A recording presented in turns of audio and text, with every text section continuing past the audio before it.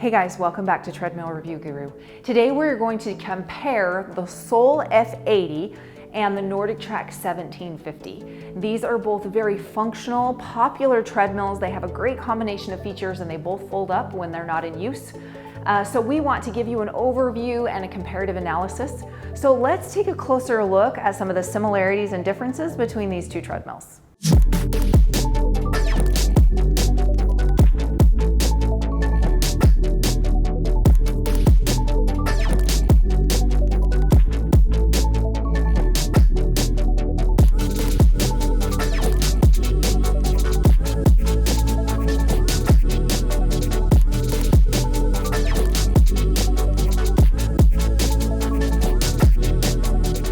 Here at Treadmill Review Guru, we try to provide you the in-depth information you need to make an informed buying decision. So we would love it if you would take a minute to like this video and subscribe to our channel. So let's take a look at the construction differences between the Sole F80 and the NordicTrack 1750. So actually they have a lot of distinct similarities. The footprint on both of them is very, very similar. They are both 82 inches long.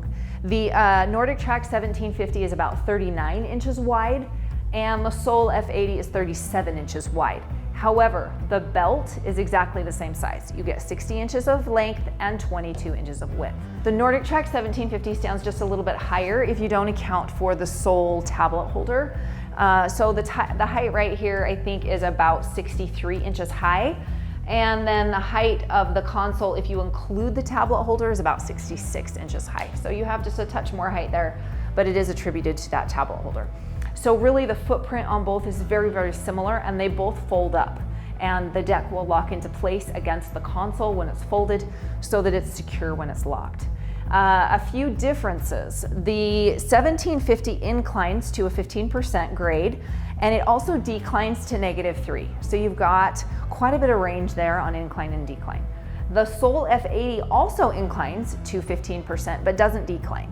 So you don't have any options to drop that deck. However, one nice thing is the step-up height on the Sole F80 is much lower. It's about 8.5 inches. So it's a little easier if you have limited knee flexion or hip issues. It's a little easier to get your foot up on the Sole F80 as compared to the 1750, which just sits a little higher off the floor. There's a few reasons for that. One, because you do have those decline options, and two, because you have more cushioning in the deck of the 1750. It provides more travel down underneath. You've got several big springs that line the sides of that deck that allow the deck to flex while you run. Now you can adjust the cushioning on the 1750. You can turn it on and you can turn it off by moving a bar either up against the deck to brace it to limit flexion, or dropping that bar down so that you have a little more flexibility. So you have a little bit more as far as just inherent cushion on the 1750, and then you can adjust it as well. So that kind of gives you a little more option there. As far as power, they're very similar. So the Sole F80 has a 3.5 horsepower motor, and the 1750 has a 3.75 horsepower motor. Now really, if you were to put them in a room and run them and have people running on them, it would be a long time before you would notice any difference in that 0.25. However, there is just a slight bit more power in the motor on the 1750. Now the design is very similar. They both have the motor up here at the front, directly underneath the console, and that puts the weight up there so that you can lift that deck and fold it up when you're done.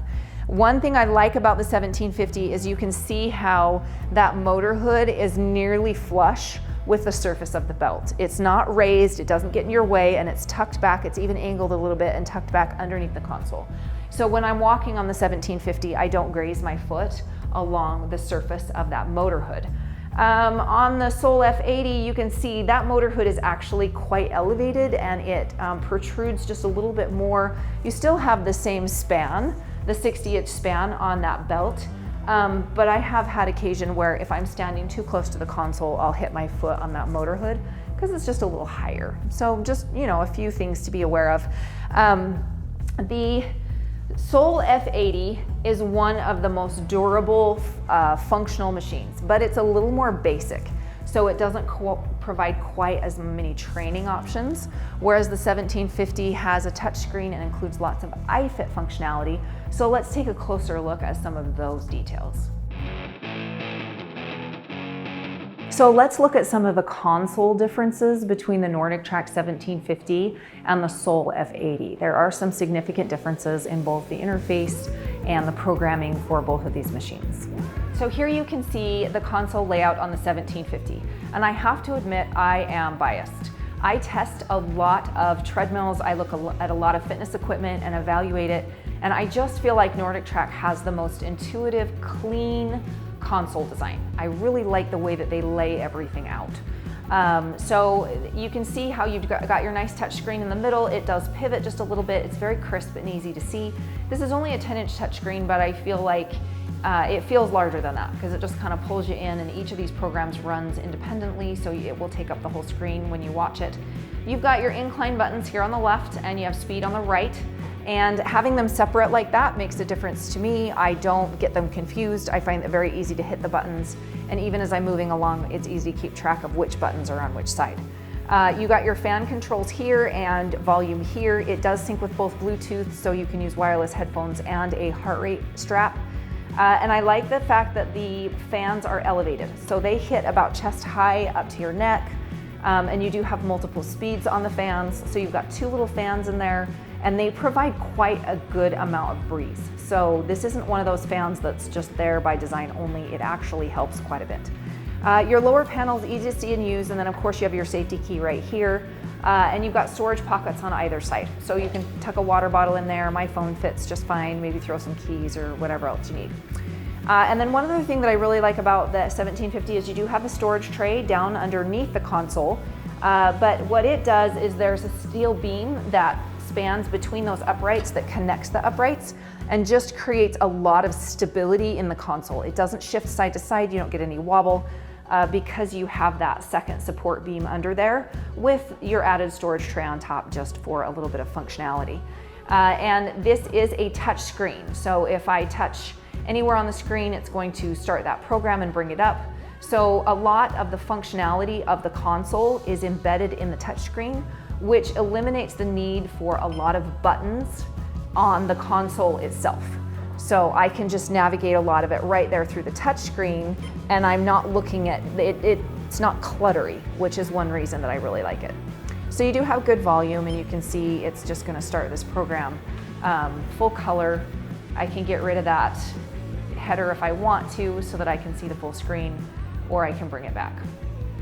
So let's compare this with the Sole F80 console and take a look at some of the differences. So here you can see we have the Sole F80 console, and I love so many things about the Sole F80. It's one of my favorite treadmills just as far as durability and functionality, but I feel like the console layout is just a little dated. It just can't quite compete with some of your more tech-enhanced treadmills like the 1750, but it does have good functionality, so let's kind of take a look at it. You can see right here, this is a 9-inch LCD screen, so it's backlit, it has large numbers. You can't change the metrics, so they are what they are. You've got your countdown timer in the middle, incline is over here on the left, speed is on the right, calories and distance. So you can kind of see it right there. If I stand off to the side, I can see some of the back lines. So there's times when it's easier to see than others depending on lighting and position. But I do like that your numbers are large. The digital readout is pretty easy. Down here you've got buttons for each of your programs. So this comes pre-programmed with 10 different programs. So you've got manual, hill, fat burn, cardio, strength, HIIT. You can do 2 custom programs and then 2 heart rate programs. So that's how that works. Your incline buttons are here on the left, and it just goes incline up, incline down, and the same with speed. But you don't have quick touch controls in the same way you do on the 1750. Now down here on the lower panel, you have jump buttons where you can jump to an incline really quickly, but there's not one for each setting. It goes 1, 3, 5, 7, 9, 12, and 15. So if I want to go to incline 8, I have to hit 7, and then I have to come up here and hit this until I get up to the 8. It's a little clunky. And the same with the speed. I've got 2, 3, 4, 5, 7, 9, and 12 as far as quick jump buttons to get me to a quick speed. But if I want to run, 8 miles an hour, I have to hit the 7, and then I have to adjust my speed button. So it isn't as fast. If you were gonna try to do like HIIT or interval training and you wanted to toggle between 2 speeds really quickly, this is just a little bit of a clunky design. It isn't quite as easy to use. Down here you've got your start and your stop buttons. So those are relatively easy, and of course your safety keys in the middle. There is a fan up here, but I will be quite honest, it is close to useless. It makes some noise. It blows over my head. It doesn't have any power variability. It's either on or it's off. And I don't find it to be very useful. The same with the speakers. These speakers are not great. Now there's no actual audio that comes out of the machine itself. The only way you would use the speakers is if you plugged your phone in and ran music through the speakers. But really, you know, your phone speaker would probably be equally as good, or a Beats Pill or something like that. They're fine, they're not great. Up here you do have a tablet holder, which is nice, and it has an adjustable clip. So it will go down and kind of hold your device securely, or it will go up quite a distance so that you should be able to fit most things in there. And I do like that it has a little protective ledge right here, so whatever you place there isn't gonna fall forward. So that's back behind the console. And then you have another ledge right here. So you actually have 2 different options on this machine, which is nice. You could put a book down here, or maybe a phone or an iPad or whatever. And you have enough distance that it's not gonna completely block your screen. It might block a little, but not completely. And then of course you have storage pockets on either side. There's kind of this shallow one here. I'm not sure what you would put there. I've put my phone there and it doesn't stay very well. So down inside is safer. But then the same as the 1750, you do have that storage tray down underneath with the steel support beam that runs the length, or the width of those uprights. And so it really does provide quite a bit of structural integrity to the console. It just doesn't wobble, it doesn't move. So that's something I really like. And then you'll notice one distinct difference is here on the side handrails, I have up-down buttons. This is for incline, and I have fast and slow buttons on the right for speed. And then I do have a few concerns about just the good old-fashioned tactile buttons. I like that you can push them. I like that they're responsive, that they actually, you know, go in when you press. But with long-term use, the button itself could break or get sticky or get dust or debris in there, and then become unresponsive when you push it. So that is one drawback to having actual tactile buttons. But there are some people that we talk to who actually like the fact that you have the tactile buttons, so that's kind of a personal preference thing. So I just kind of wanted to demo a little bit of the functionality of the NordicTrack 1750 and compare it with the Sole F80. So I have the deck all the way inclined to 15%. So one thing that I really, really like about incline training is you can kick that heart rate up without having to run really fast and tax your body really hard. So you can see I'm only walking at like 1.4 miles an hour, and I'm actually just a little bit winded because that 15% grade makes a big difference. You have to work harder to compensate for that incline.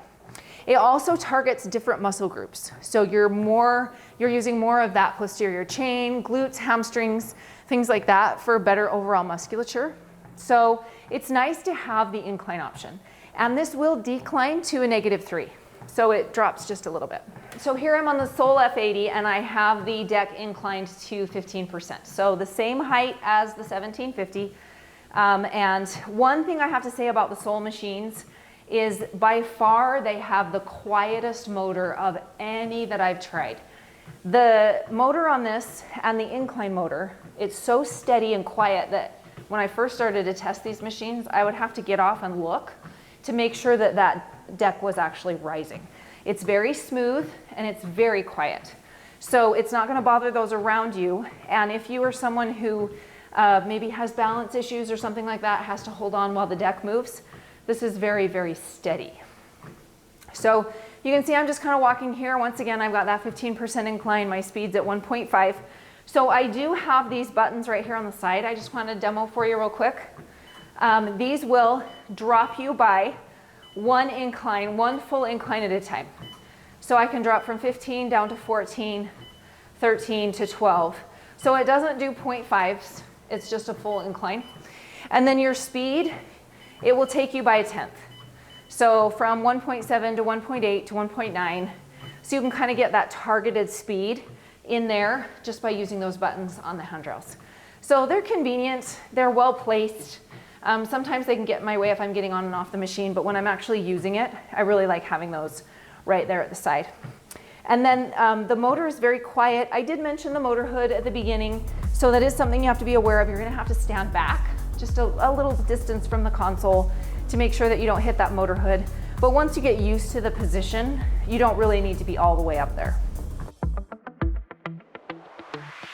There are a lot of things that we like about both of these treadmills. They each offer unique features that will appeal to different users. The 1750 we recommend for people who are looking for a little more cushioning in the deck. You can control that cushioning just a little bit, and it has just a little more travel underneath. It's softer as you use it. We also recommend it for people who are looking for subscription content, because that iFit library is constantly being updated, and you have access to nearly unlimited training options as far as on the treadmill, off the treadmill, walking, hiking, jogging. You can do strength training, boot camp, even yoga. There's lots of options as far as that goes. And I really do like the way that so much of the functionality of the console is embedded into the touchscreen, which keeps the console really clean and easy to use. So just a few things that I really like about the 1750. It has just a touch more power. You know, you'd have to run a long distance with maybe a heavy user to really notice the difference in power, but it is there. And it does fold up when not in use. So even though it's quite a powerful, hardy machine, you can still save floor space when you want to. One thing to be aware of on the 1750 is it does require Wi-Fi. None of the programs are pre-downloaded. So even if you'd opt not to subscribe to iFit, you still have access to a certain number of their training videos. You just don't have access to the full library. However, they're not downloaded onto the machine itself. It's all streamed. So you have to make sure that you have a good enough Wi-Fi connection, that your internet connection is strong enough to be able to stream a video. So that's one thing to be aware of on that, on the 1750. A few things that we love about the Sole F80, it is just durable, functional. It's a very simple machine, but it provides a lot of benefits.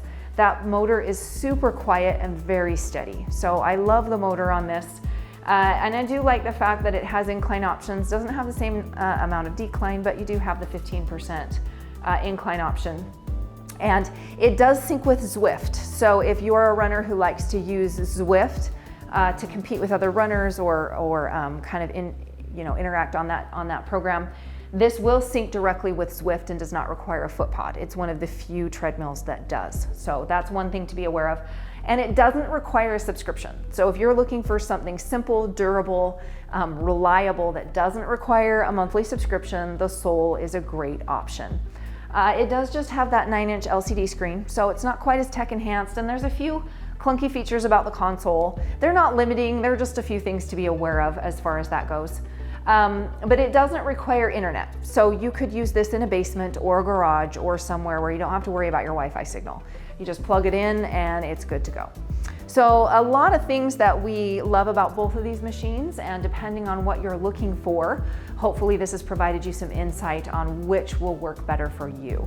So if you'd like more details on either of these machines, make sure to check us out at treadmillreviewguru.com. We have a written review of both with in-depth pictures and more information. We also have video reviews of both machines that you can dive into for more specific details. As always, if you liked this video, make sure to subscribe and give us a thumbs up. We'd love to know what you think, so leave a comment below. We do have links to current pricing, so you can find current pricing on both of these machines. I'm Kristen with Treadmill Review Guru, and we will see you again soon.